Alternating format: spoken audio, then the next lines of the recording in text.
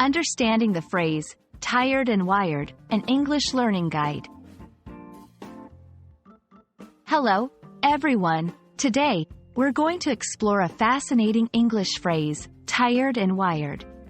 This phrase might sound contradictory at first, but it's a great example of how English can use opposing ideas to describe a unique feeling. Let's dive in and unravel its meaning together. The phrase, tired and wired, combines two words with opposite meanings. Tired means feeling a need to rest or sleep, something we all experience.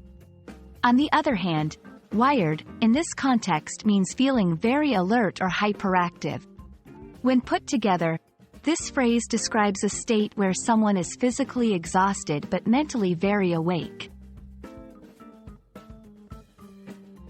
You might use tired and wired in situations where you feel physically drained but your mind won't slow down.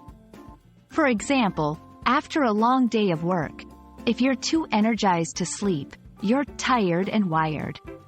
It's a useful phrase to express a specific state of being that many people experience, especially in our fast-paced world.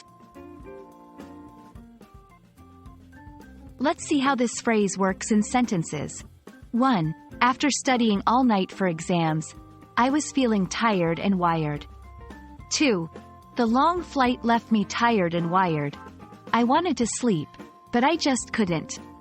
Notice how these examples clearly show the dual state of being physically tired but mentally active. And that's it for tired and wired.